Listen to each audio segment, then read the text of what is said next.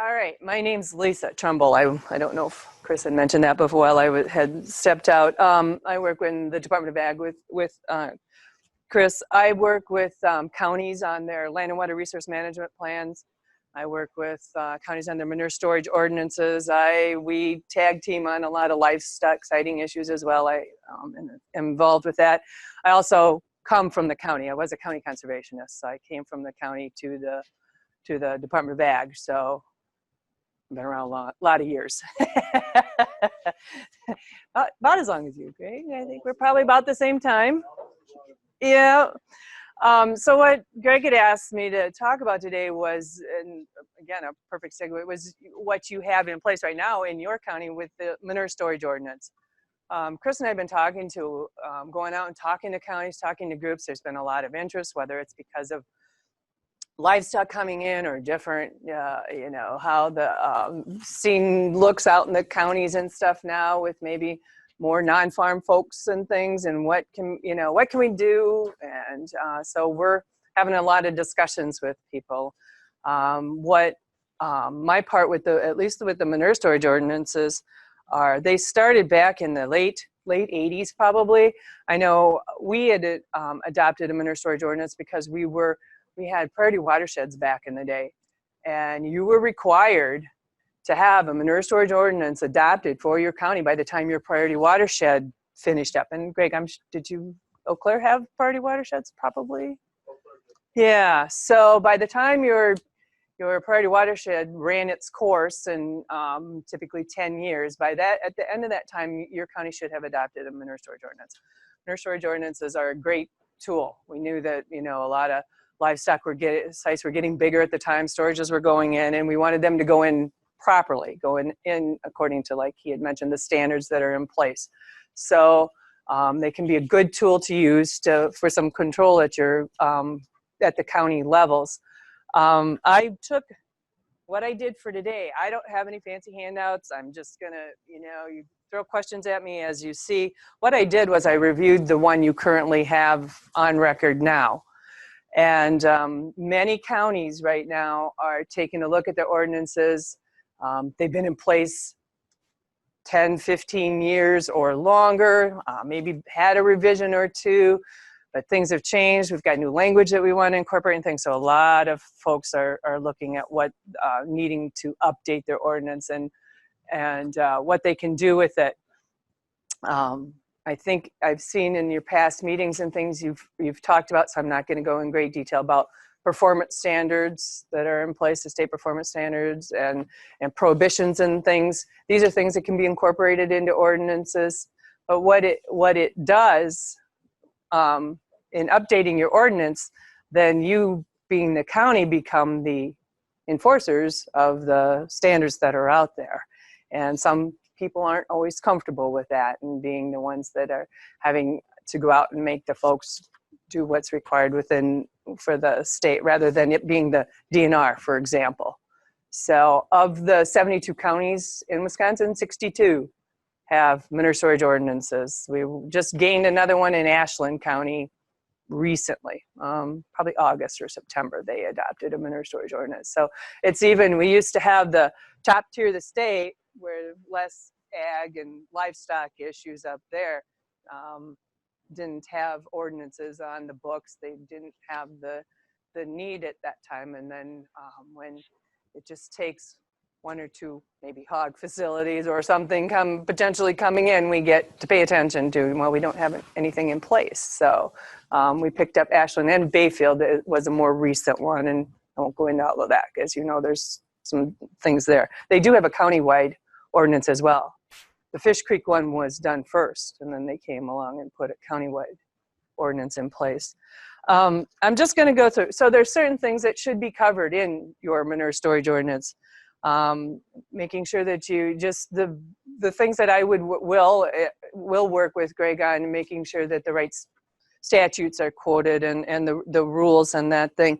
Most ordinances, and again, my first conversation with the counties is, how well do you work with your corp counsel? Because if they're the ones that are going to back you on going forward and implementing your ordinance and such. Some counties like to do things a little differently. let me say right away too, again, as along with the lines of livestock sighting, we don't approve these at the state. They don't have to come down to DACAP or DNR for approval and before you adopt or anything. We review them, we go through, say, hey, yep, these look good, you've covered all your bases, or you got something in here that you might have trouble with, but if locally you feel you're comfortable with it, so be it. But we do, again, review it like we would the livestock sighting ordinances. Right now, currently, your ordinance covers the entire geographic area of Eau Claire County. And the rules say that it is for the unincorporated areas. So that's an issue. There are some counties out there that do have it. You're not the only one. And they claim through various reasons that they can enforce that. Again, that goes back to having Greg work with your corp council. Some counties have agreements with municipalities or maybe villages and different municipalities to enforce that ordinance in their area, but that's done on a case-by-case basis, and that's a possibility. And I have some language that can help with that if that's what you want to look at. Corporation Council is actually online with us now. Oh, okay. Thanks, Greg. I've been in conversations with Corporation Council, and our ordinance doesn't include the entire jurisdictional area of the county. Yes. Inside and outside of municipalities. It was the opinion of the Attorney General that we may not have that authority. Correct? Yes, if I believe, I'd have to pull out my, catching me on my, so I'd have to look back. Yes. But we may have a different opinion that says we do have that. Correct. So that's important for like the city of Augusta. Sure. And again, there are some areas of the state, some of the eastern counties have some individual agreements with maybe a city or a larger village. So, and that's possible. We also, the Dane County has its own statute that says that they can cover the entire area, chapter 33 point something, that allows them to be in the entire area of Dane County. So it varies across the state. So, but these are things that I review, and these are things that I look at and pull out and say, hey, we may want to take a look at this. Definitions of things within the ordinance as well. We can review them. Some of the definitions need to be updated. Your last ordinance update was probably 10 years ago or 11? Probably a couple of decades. Well, I found different dates. So I'm just, that there's, and this isn't anything, this is not unique to your county. This happens across the state. There's just, they've been put in place and then we forget about them and we keep going with, what we have, and we don't think to take a look at it again. So, and that's common. What's brought it to the forefront is something that he had just mentioned with the current revision to standards. For example, the 313 standard that we use to design a manure storage structure. The NRCS standard is 313. That was recently revised, and it had a huge changeover in it. It included environmentally sensitive areas, potential of double liners, and just it was a tremendous overhaul to that. And as I think you were alluding to, so your ordinance reads that it is the standards and the future revisions to those standards. So you automatically, through your language, are adopting future amendments to standards. Technically, the standards should be the standards that are in place at the time when you adopt your ordinance.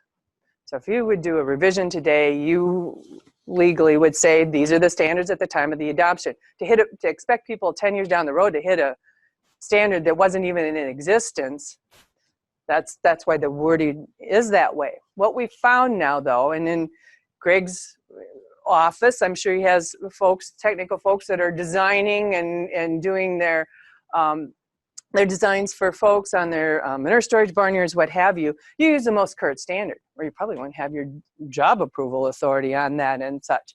But you wanted designed to the most current. However, your ordinance may not exactly say that. A lot of the language going in now, and this is something that I'll talk to Greg about, talks about the standard as approved or agreed on by the committee. There's some language in there that at least gives a county to say, hey, yeah, this new standard should be in here or not. Or if we don't act on it, it automatically comes in. So we're working with counties to get that kind of flexibility in there or not. And I have some counties that their corp council just through some DOT language had said, no, we're good on the all standards as revised can be included because of something within a different chapter of the state statutes. So it's, again, different across the board. Other activities under the ordinance, under your manure storage ordinance that you can regulate deal with transfer of runoff from, say, barnyards, milk house waste systems, leachate from pads and things. Those are things now that have been more incorporated more recently with updates into your ordinances. Some of the older ordinances then don't have that. Yours does not at this point. So that's something to consider. Again, it doesn't have to be. Abandonment of idle storages. That's something, again, something I will work with Greg on about the definition of idle. Idle is 2 years, and I think yours says 3 years. But it is 2 years, so a little bit of difference there. And some old ordinances don't address idle manure storage to be able to go back and require. Some counties require permits for it, and you have to pay a fee to get the permit. Others just say, just get it done and we won't charge you a fee and things. So it varies across the state with things like that. So that's another item. If you're interested and again, you want to, I don't know how your discussion went on performance standards. Some of the counties that are wanting to be a little more aggressive or be the ones out on enforcement with the on the sites are adopting the performance standards into their ordinances. But along with that, you must also adopt the requirement of cost share to enforce. So if you want to put into place that you have to meet the clean water diversion, you have to meet manure, the unconfined, the prohibitions, along with those items, and I know you reviewed those, comes that requirement that you have to have an offer cost share. But the cost share isn't required, is it? No, we're not allowed to cost share with the CAFOs. They're required to get the WPDES permits. Right. Okay, yes, that's correct. And then also, some of the counties, don't they have nutrient management plans as part of this? Correct. Your ordinance, that's another one that if it's not in there right now, which it is sort of in your ordinance right now, it's a little gray. It also refers back to some old terms like waste utilization and things. It needs to be probably cleaned up a little bit. But yes, counties just separate from the performance standards is the requirement of the nutrient management plan. Also, I think part of that was maybe that how you're going to get the manure out from the going out by hose, or is it going to be Not to my knowledge. And I haven't seen that on any ordinances that. Maybe part of the operations, the livestock operations ordinance? No, citing doesn't address that either. And storage So doesn't. where would that be addressed? Did you see that in a county ordinance someplace? I remember where I saw it. Maybe that was a wish list, huh? Could have been? Could have been? I believe Barron County is checking into permanently installed transfer pipes that are being used. So transfer system all underneath their manure storage. Okay. As opposed to a drag line. Yes. Portions of that are being installed permanently. That's something I read And I last believe night, but it was. they're putting that under a transfer system. I'm going to be working with Barron on theirs here, so it'll be okay. And And there. the thing was like, say, getting a permit, how are you going to get the Hmm. your lagoon site. That was a part of it. I'm gonna have to go find it. I just read it. No, I haven't seen that in what I've been reviewing, but there's, and let me say too, I know I'm jumping around a little bit, so bear with me, but there's a lot of, as you talked with citing the counties that adopt and towns that adopt, we are seeing towns now adopt manure storage ordinances. A township, a town or a village, I think I even had one, and so we're seeing different things from different folks, and we don't see everything. So, you know, they not all work through us to say, hey, we want to do this. Yeah, I'll check through my material. Yeah, I have. See where that came in, but I Yep. thought, well, Yep. Greg's got my contact information. So if you could let me know where you found that at. as long as we're thinking about Sure. writing the ordinances, what, if anything, has been Right. done in that area. And I know that's an issue. another part of those performance standards is the cropland part of that as well. So there are cropland performance standards, and again, I believe you've reviewed that, but that mean, you know, it looks at the PI and it looks like at pastures and setbacks from the stream bank and things. So some counties are going through the process and are taking a look at incorporating that cropland performance standard into their manure storage ordinance as well. So we're just getting you guys, you're in on the cutting edge of this, as if you will, with seeing some significant changes in ordinances and what we're seeing. So the manure storage ordinance is a good tool to get at. Having a good one in place will get you to most of what you want to see in livestock controls or issues or things like that. Well, I think one of the biggest concerns of those who are concerned about water quality is that one thing to have the storage, but are they going to get it on the field and get it on the field in a timely manner and Sure. you know, Sure. have enough storage to Sure. handle these big weather disruptions? I know. I wish we had a crystal ball every time, you know, but it's just, yeah, along those lines. And then getting managing the manure, the nutrient management plan goes along with the ordinance. Most of the counties now have that, and you have that ability to require that annually to be submitted to the county office. Most of the counties that are putting a date, a deadline by March 15th, anywhere from March 15th to June 15th. I think I've seen the requirement for, if you have a manure storage ordinance permit, you have to have that plan to us by a particular date. So it gets them back in the door. Another thing too that's a little bit newer and what we're working with, when I work with counties, is a certificate of operation. Once the project's in and done, we've got the storage has been built, everything's redlined, and it went in properly, we've got the nutrient management going, you're issued a certificate of operation. And what that is just an annual way of making sure then, as long as you've got that in place, you're good to go. And you'll be able to continue to operate. It probably gets Greg or his staff back out on the field once a year, doing, you know, walkovers and saying, hi, how are we doing, that type of thing. Some counties are writing that into it as well. So some other tools in there that we find a lot of folks are liking and wanting to pull in. And if we incorporate a certificate of Operation. Yep. into Abuse. future Yep. ordinance, would we be able to require that of existing constructions on it or not? No, I knew you were going to ask that because you talked to me about that. But we have a lot of counties that are, so for the most part, if there's a storage facility out there that went in prior to the ordinance being in place, they're not permitted, and they were grandfathered in. You weren't going out and getting that.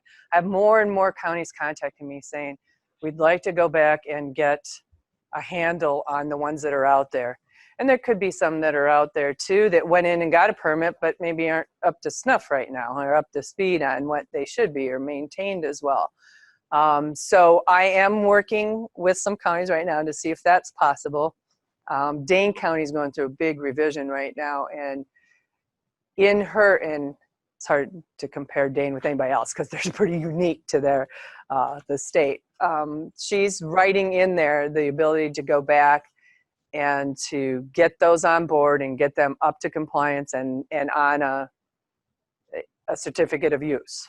So you have to give me time on getting to that level, but that's not in large counties, especially like one like Eau Claire. It's do you know them all? How do we get at them? How do we even start to get at that? So a little bit of a concern in how they do it, but something some are trying. I'll see if I can be of help on that and what I can help with. So definitely. Now a couple other things. Again, we talked about the standards a lot and using the most current. There's some outdated standards that need to be brought up to speed and things that don't exist anymore. And adding in the standards that do apply now. 360 is a closure standard, so you'll want to incorporate that in there.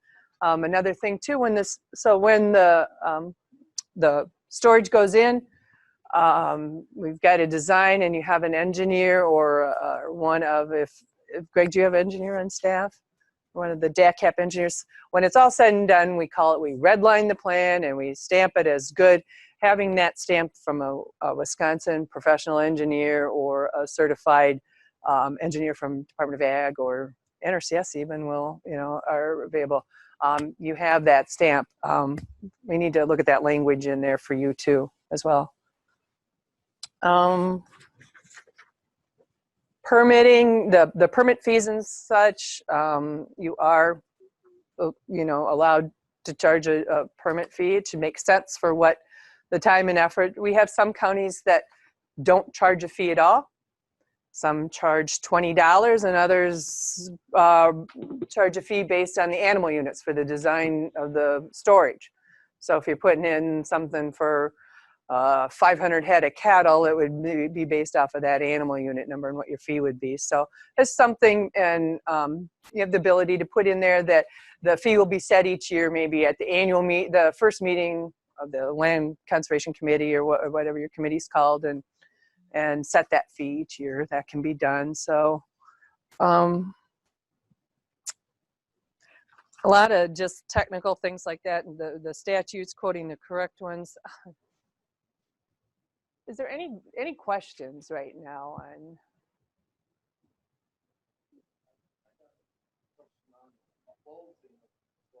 Okay.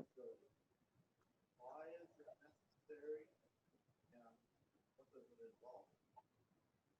involve? On closure. So why is it necessary to close a abandoned storage facility? Is it full of manure or not? Those are the. I'm looking at like a barnyard or something. Okay. There's probably hundreds of them in the state where. Sure. We're like We put up a. Yep. Dairy, all that. The farmer went broke or sold or whatever, and so those just sit there with the barn, Sure. Sure. But the storage may not be empty, and that's where it becomes an issue. Correct. Right. But it's not like you have to destroy it. You don't, and you can. There are ways to keep them so that you don't have to destroy them if you can prove that maybe you have a future use, or maybe you want to, if it's under a barn, maybe you want to turn it into some kind, open up an end and use park machinery in there for all, So they don't necessarily all have to be completely destroyed. There are ways to do that, but having a manure storage structure sitting there full of manure and never being pumped down is and not running over it, it's going someplace. So yeah, that's why that abandonment is in there. And again, it's 2 years is what a requirement. I know you right now go 3, but so, yep. So the definition of idle is like no new manure being added to it then for the 2 years, correct. Yes. Yep. Yep. I had another question. Well, it's not exactly a question, but I just came on this last night in my reading that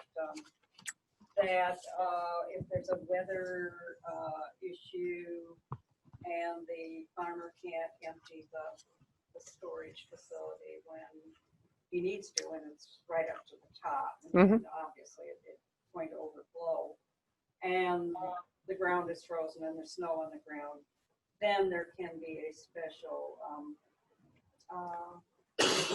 just spread. Yeah, or look for another storage. we have that as well, that somebody might have room that it could go, you know, if you come into those situations. They have so much rain. Hmm. Yeah, we still have water in the fields.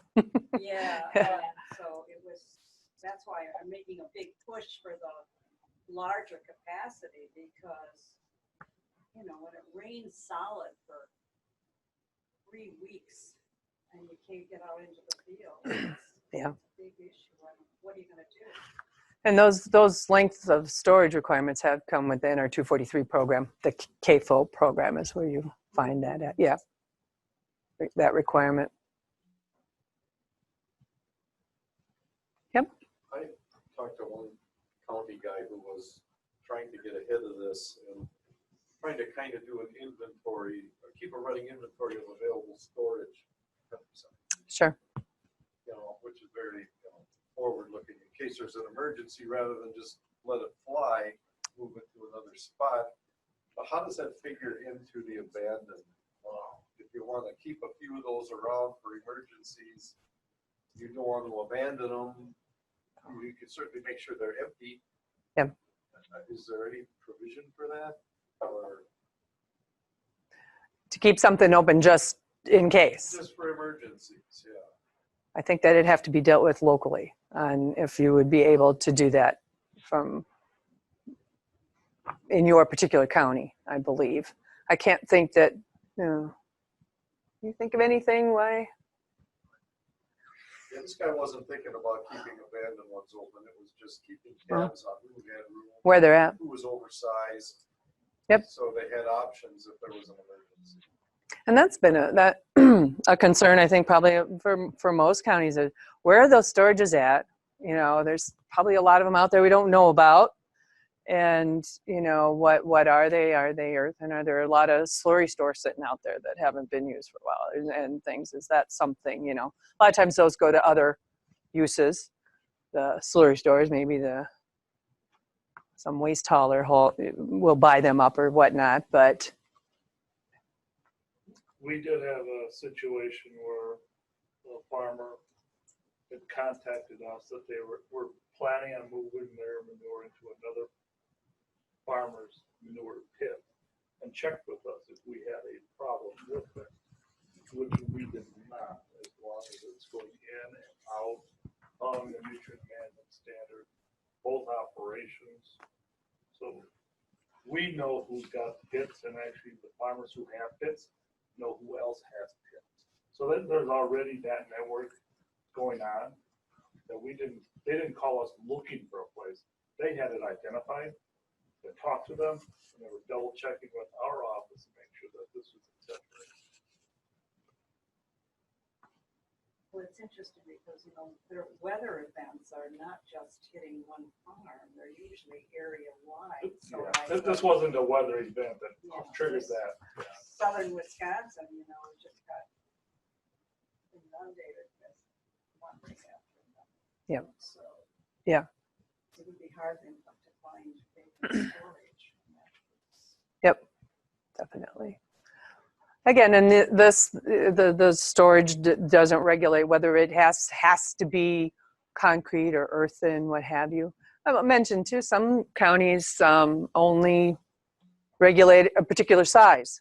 So if you're less than 7,000 cubic feet, 30 days, you don't need a permit. So there's some of those out there yet, and those counties like those and still and keep them on the books. So the smaller ones, because I've been asked before those questions about, I think the last county we were at was concerned about an impact to smaller farmers and things, and that this would, you know, be, and so you have that ability to do that, okay, anybody under a certain size. So more of the temporary stuff that you wouldn't require a permit on. So that's the ability. There is flexibility within them, and we work with the counties to revise them.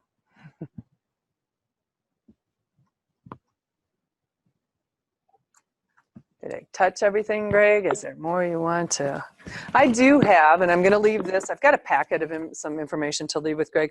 I've got what we've had now, because like I said, most of the many counties are looking to revise, update, maybe incorporate these performance standards into their ordinances. How can we do that? You know, is there a model or not? Is there something that we can use, a template that we can use? So we've come up with a template. It's kind of a smorgasbord. You kind of maybe pick and choose what you'd like to put in there, and that, you know, the basic requirements that you need to meet are in there, and you want to pull in something of the performance standards, or you want to pull in the certificate of use, or maybe not. And so we've got some, you know, models out there that Greg can use to do just that. What I've talked most of the counties, when we talk to groups like this, what we'll say is, if you're thinking you want to get along the lines of being more with the enforcement and being the ones to go out there and see that your county, that you want to see this done, maybe start small with just getting the livestock performance standards into your ordinance. Something that makes sense with manure storage ordinance, covers the 590 plan and storage, no runoff of, you know, barnyards, no overflow of manure storage structures and things like that. Start small and maybe put that in there and get your feet wet, if you will, with some of the smaller stuff. And you can always incorporate more, like with the cropland performance standards, and as you get better accustomed to be more the regulatory end of things. Just a suggestion. It's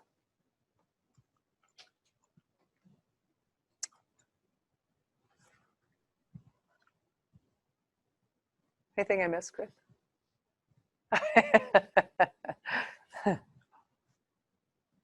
know they presented a lot of information. Yeah. Today. They are here. Feel free to ask them questions.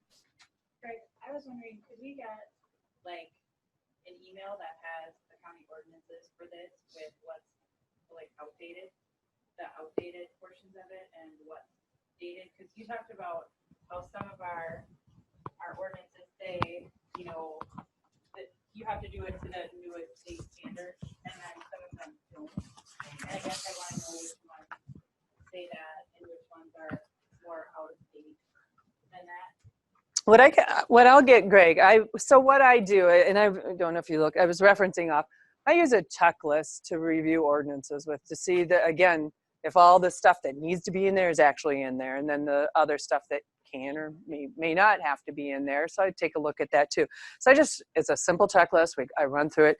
I will forward it to him electronically. I've got just a hard copy of it right now, of just the things that popped out in my mind's eye as I was reviewing it. Again, this is just a first kick at it.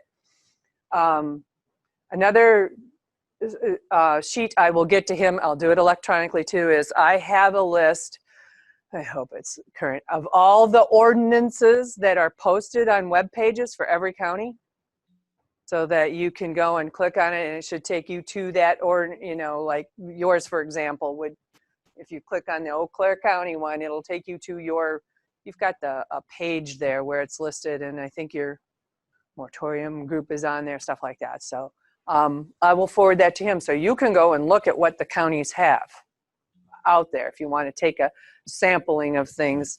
I recently, because so many of the counties are asking me the questions of, well, who's doing the performance standards, who isn't, who's got some, you know, does anybody regulate manure stacks, just stacking in the field and things. So there's a whole lot of different things going on. I put together just a little spreadsheet of things that pop out at me on who's doing what, and what they're charging for permits. Do they automatically adopt the new standards as they come out, or don't they? Because that was an issue just recently, again, with the newest standard on the 313. So I took a look at all of that. It's just some little notes I have. I'm sharing it with folks if they want to know. Right now, 28 counties of the 62 counties have written the performance standards into their ordinances.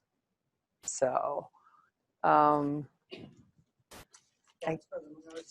the manure storage ordinance, they wrote the performance standards in there. 15 counties wrote the 4 prohibitions into their ordinances. So just things like that is what I was trying to get a handle on. People are asking, well, how many are doing it, and things like that. So I can get that to Greg as well. I have one question about the technical standards. Included in those standards are, there's a provision for groundwater, you know, how to place that storage facility. It has to be so many feet above The 313 standard. okay. Okay, That comes under that. that's under that. correct. And what you need for the separation So and in such. other words, if you've got sand and Correct. It talks about that. Yep. that would be considered. And the separation was something that had really changed recently You know, in that newest. I'm wondering if there's anything in there about a perched lake. If you're familiar with the Pinnacle Terry,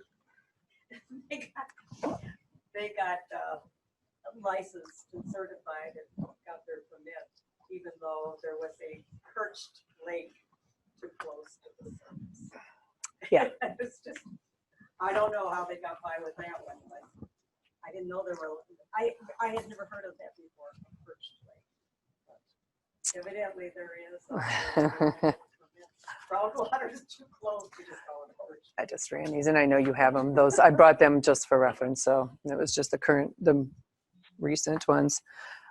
Yeah, like I mentioned with the size triggers or the amount of days of storage, you know, the 30 days or less, 12 counties or 19% of the counties are not regulating the smaller ones. So just little tidbits out there that are interesting.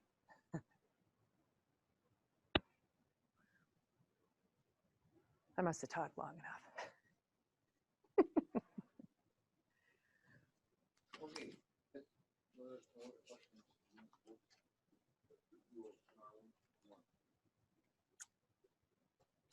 Actually, you know, you both kind of touched on in our one. One of you willing to dive into